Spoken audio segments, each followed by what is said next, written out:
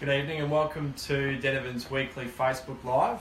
I'm Haydn Denovan and tonight we're with a gentleman by the name of Tom Aldridge from Suburban Pest Management. Tom's here to discuss a few questions that we have this evening, all about termites and other pests that you might find, hopefully not around your home, but potentially could happen. Tom, just to give a bit of an introduction about Suburban Pest Management and what they do. Look, to start with, they're a family-based business on the north side of Brisbane, operating all the way from Brisbane right through to the Sunshine Coast. Been operating since 1994, so been around a while. And Tom and his wife Carly run the business and have done since 2011. So Tom, I guess to start with, welcome. Thanks, Ed. Thanks for popping in. No problem. And I guess to kick off, do you mind giving us a bit of an insight to what you guys do on a daily and a weekly basis, and I guess some of your core focuses as a business? Yeah, no problem. Well, pretty much we cover all aspects of pest control, so from your general pests, cockroaches, spiders, rodents, to the more unusual, your possum control, midges, mosquitoes, all those sorts of problems. But we do specialise in termite control, so termite inspections, termite treatments, from residential, commercial, industrial, and new construction, new building work. Right through as well. Yes, yeah, right. so healthy mix between residential, commercial, termite prevention and all the other pests you might find as well. Exactly right, yeah. Yeah, terrific. Okay. Well, we've got a few questions as well tonight for Tom that I'm sure, hopefully a lot of people will get value out of tonight, and I'm sure they will. To kick off with, we've got some of these questions here a little bit simple. I'm sure you'll be all over them. But to kick off with, could you give us a bit of a summary or a definition of what actually a termite is? Sure. Well, they look a lot like an ant, and they do have the same social behaviour, living in colonies, but they're more similar to a cockroach than they are an ant. Yes. But they do look more like an ant. So, but basically, they're just insects that will eat timber or timber materials, and can cause quite a problem, particularly in Queensland. For sure. Yep. So obviously quite common around Queensland. Absolutely, yeah. From right down south, but the further north you go, the warmer climate is where termites thrive. So all through Queensland, particularly the southeast, it's a massive hotspot. Okay, alrighty. And would you be able to run us through, for those of us who have potentially heard the word borer before, could you run us through some, I guess, the key differences between what a borer is and what they might do versus what a termite or a white ant is and what they might do? Sure. So the key difference, a borer is a beetle, and what happens is when timber's cut and it's still hasn't been dried or seasoned, the beetle can lay its larvae in the timber, and then the larvae will eat the timber. So the key difference is it can live in the timber, and it can emerge many years later. So it is much more difficult to detect and difficult to treat. Normally you just replace the timber. It's quite common in floorboards and things like that in older houses. But the key is getting the right timber from the right manufacturer that's been seasoned properly, where the borer isn't an issue. Whereas termites are subterranean, well, the main ones we're dealing with are subterranean, so they'll come from the ground up. They'll mud up and work quite differently. So you can probably more easily detect the termites rather than the borers as such. And depending on the situation, it's easier to treat termites, whereas borer, it's quite difficult to treat damaged timber. Usually they won't reinfest, depends on the situation, but borer is more something that happens early stages. There's not a lot you can do to prevent further damage apart from replacing the timber. The timbers that have been sort of affected. Exactly. Okay. And are there different types of termites, or? There is, there's 5 main species, and they do vary in the damage and the size of the nest, how aggressive they can be. There is lots more termites, but there's 5 main species that attack the home that we deal with. Okay. All right. And are they sort of treated in a similar fashion, those termites, or? Yeah, fairly similar. In the way we treat them, but there is subtle differences. So it is important usually to identify which one you're dealing with before you tackle it. Okay, and you can put a plan in place from there. And make sure you have the right plan of attack. Okay. And this is a very basic question, I'm sure most of our viewers will probably know, but what do termites eat? Yeah, so obviously timber, what they're after is the cellulose in timber, or timber byproduct, so cardboard, things like that, all have the cellulose in it, and that's what they're attracted to, or that's where they get their nutrients from.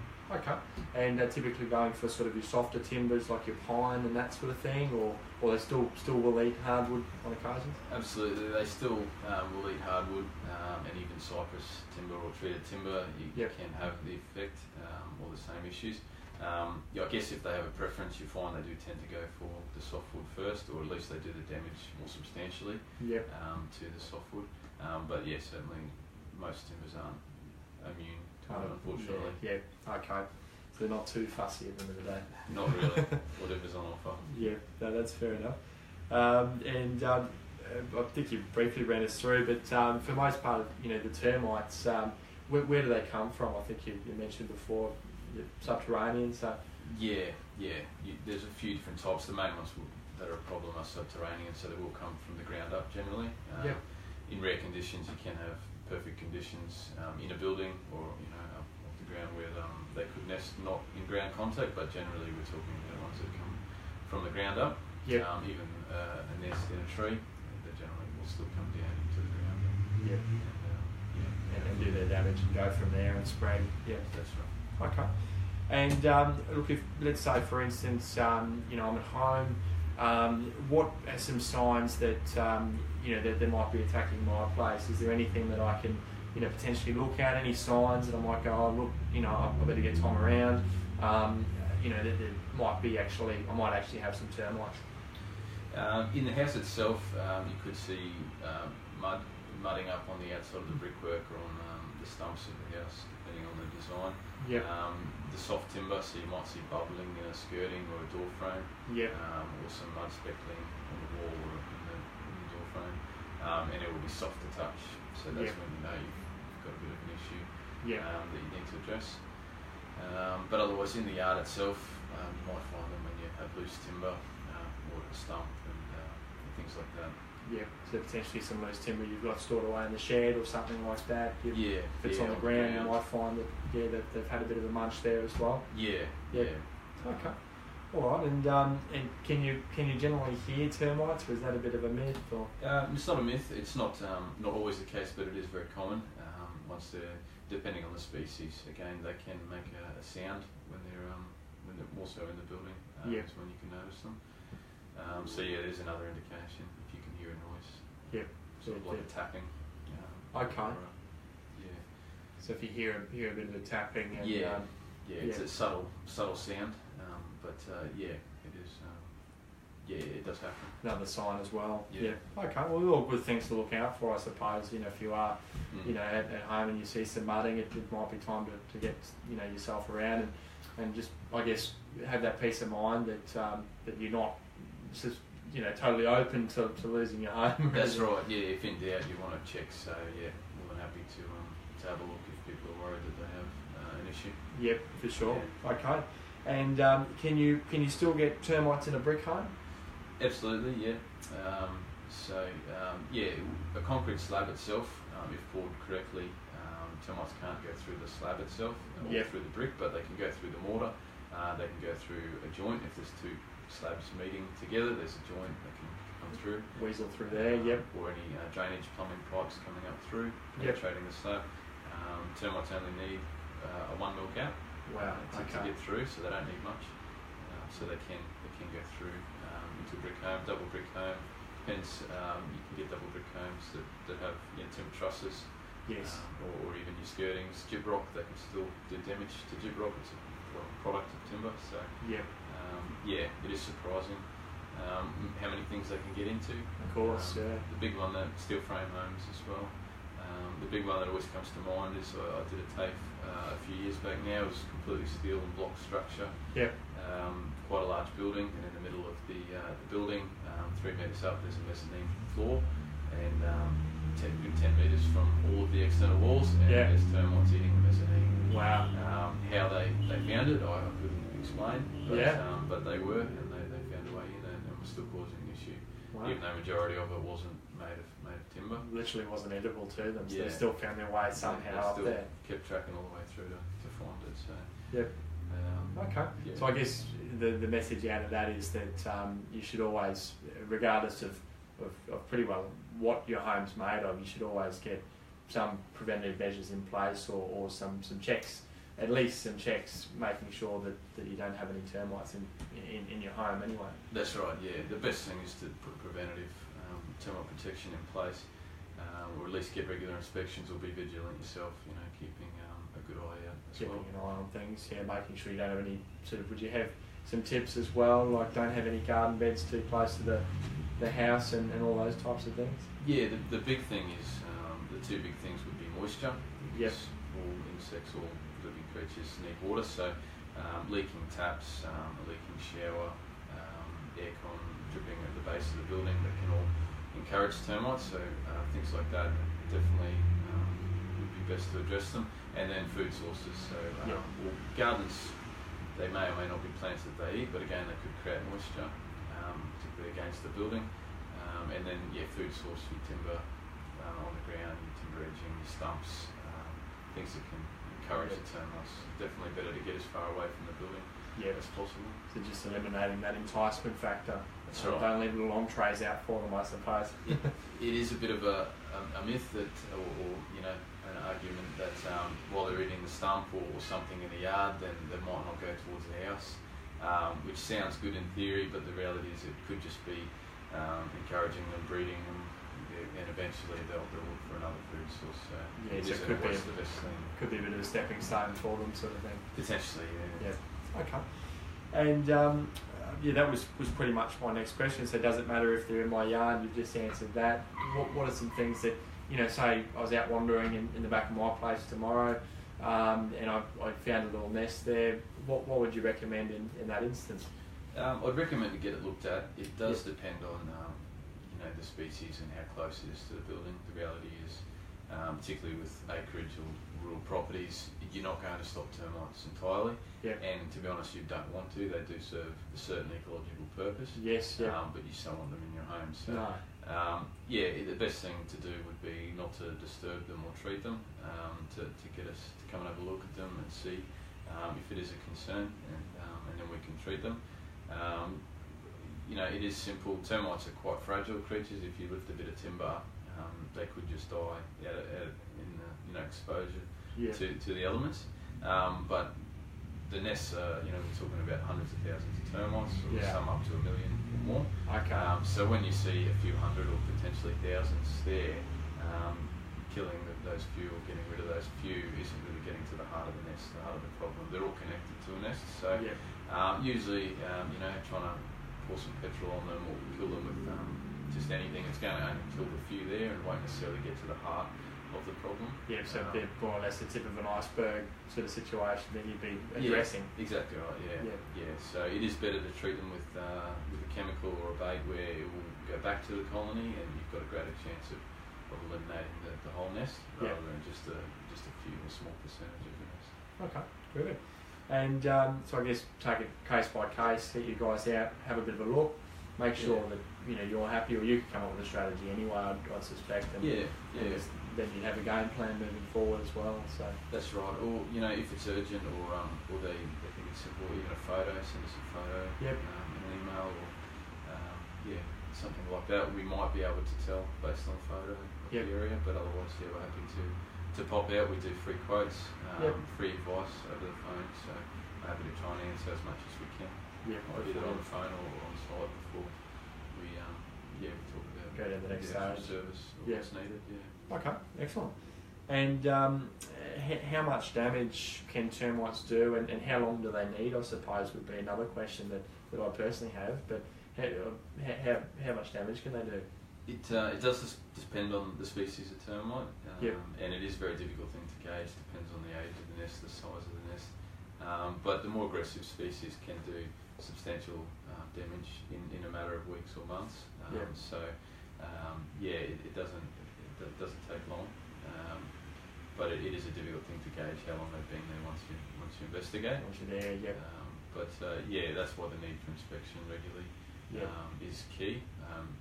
either by yourself or ideally a qualified inspector that can come through with the right equipment, do a thorough check, of the inside of the roof, the subfloor underneath the building if it's accessible, and then the yard. Yeah. Because it's just to help minimise the damage if they are there. Of course, yeah. Then you can provide your recommendations and you can minimise your chances of an attack too. Then can't you? So. That's right. Yeah, we can. If we come out, we'll do a full thorough inspection, see if there's any termites or any history. Yep. And then we give advice on anything that's encouraging termites. As you said, food source, moisture. We can be specific what things could be addressed, and then obviously we can look at if there is any termite protection or what we can do to manage that risk. Yeah. That's right. Okay. And another question as well for you there. So, what are some ways I could help protect my home? So would you be able to run us through some of the solutions that you guys provide as well? Well, from a homeowner perspective, as we said, the moisture and the food source things are key. Not trying to avoid clutter or things against the building. Then you can regularly inspect the outside of the building. The tricky thing is, particularly with the brick veneer home, is they might not mud up around the outside. They can go straight through the first course of brickwork underneath the soil, so you may not see them at all. Okay. But having a good visual around the building still helps. Yep. Getting us out to do a chemical treatment around the outside is the best way to go. Either that or a baiting system, or we can put bait stations around the outside and monitor them. Yep. They're the two main options. Depending on the design of the building, what would be the most suitable option. Best way to go. Yep, so your barrier, and then you've got your baiting system. That's right. There as well. Yeah. Okay. Excellent. And how often should I have an inspection? It depends on the building, the history. If they've had, if it's been attacked before. In the Queensland climate, we would recommend at least every year. Yep. Even the new buildings without a problem. Part of the warranty is to do an inspection every year, so at least every 12 months is recommended. We do, with problem buildings, we can do it as often as every 3 months, depending on what's in place. But at least every year is usually the minimum threshold. Yeah. Okay. And what was I going to say there? Just lost my place temporarily, but. What are the different types of treatments? So you mentioned the two. Is there any sort of with your chemical barriers? Is there one that you guys specifically use there, or? We've found the best product. It seems to be Terminal. Yep. There's a couple of different types of Terminal, there's a lot of generic products, but the proper Terminal is definitely it's stood the test of time. The last 10 years has been the top product on the market, so we definitely recommend to use that whenever possible. With the baiting system, there's a couple of options. There's a new product out called Centricon, which actually has the chemical, well, not a chemical such, but the active ingredient in the timber. Yes. Which means that as soon as the termites are eating it, it's taking effect, it's going back to the nest. Right, okay, so sending that message. Yeah, it's quite a revolutionary product in terms of baiting, because traditionally you've got to put just timber in the station. Once they've eaten the timber, they're in the station, then you apply the bait, so there's a two-step process. Okay. Whereas Centricon is quite effective in that way, where it already has the active ingredient that's affecting the termites in the timber, so as soon as they're eating it, so that's another good product. It depends on the design. Of course, The trouble with termites is wherever they track, they do leave a pheromone trail. So particularly once they've been into a building, there is that very high risk that even if you eliminate that particular nest or that colony, if another colony finds that same trail, there's a high risk that they'll follow it back in. So as well. We do find reinfestation is a very high, very high rate of reinfestation when protection isn't put in place. Yeah, that's interesting too, isn't it? I hadn't heard that before. So I guess that just brings even more emphasis to your point there, that if you have had a previous attack, then you might need a more regular inspection, or certainly highlights the need for a preventative treatment as well too. So no, that's quite interesting. And is there anything? What would you recommend? So say I go home tonight, I'm just cleaning my corners, as I love to do on a Tuesday evening, and cleaning the kickboard there as well, and as I do, it pushes through, and I've got some active termites there. What would be your step process that you recommend that I undertake to try and get on top of that as soon as possible? Sure. As I said, because they're connected to a nest, if we disturb the area too much, they may retreat, and then it can be a little bit more difficult to treat or do the best treatment there. So it's usually best just to leave the area or possibly tape it up if you did break it accidentally. Yes. Give us a call or send us an email, and then we'll get out there as soon as possible, and we can have a look and check that it is termites, and then treat it with the proper product. Yeah. So the best thing is not to disturb the area as much as possible. Yes. And it sounds a bit weird, but within 24 hours we could be out there and treating them and having an effect. So that would be the best thing, and then we can obviously look at if we can do something long term on the outside of the building. Okay, so call a professional. Don't go hitting them with my hammer or getting the mortine out and maybe perhaps It's a common reaction. Get the mortine or it's probably not going to help the situation by the sounds of things. That's right. If you just killed a few hundred, or even if there's thousands, they can look like a lot in a wall or in a door frame, but it won't necessarily get back to the heart of the problem. So it isn't usually the best solution, best course of action. Yeah, terrific. Okay, and I guess for anyone who's wondering, I'm sure everyone's got a lot of value out of this evening, but for anyone who's wondering, do you guys do free quotes? Absolutely, yeah. We're happy to pop out and give someone a free quote if they're even just as a preventative. Yep. Big thing is, if once they're in the building, you've got the cost of the barrier or the baiting system, but you've also got the repair costs to keep in mind. So preventative is always better than cure. Yeah. So we're happy to come out and do a free quote or free advice over the phone, or book an inspection. So we've got a great deal booking online. We'll jump on our website. Okay. And, we can come out and do an inspection, or even just general pest. So your cockies and your silverfish, you guys do that as well, I believe. So. So we're happy to do any of that. Yep. And we can give general advice while we're doing that as well. So perhaps doing they could do a treatment of cockies and silverfish, and then perhaps get some advice and a quote on doing a preventative barrier while you're there as well. So. Exactly. Terrific. Yeah. No, look, we really appreciate your time anyway, Tom, and I'm sure that there's a lot of people there that have taken a lot out of this evening. What I'll do as well, for anyone who is interested in Tom's services, I'll leave the contact details, including the website where you can book Tom in and his team for either a quote or any advice that you may require. I'll leave all of that information in the comments section as well below this video. And then, by all means, I'd highly recommend you get in contact with Tom, have a chat, and you never know what it might save you down the track by just having that couple of minute conversation and getting the guys out. So, but again, really appreciate your time. No worries, Ed. And thanks again for tuning in, everyone, and we'll catch you up next week.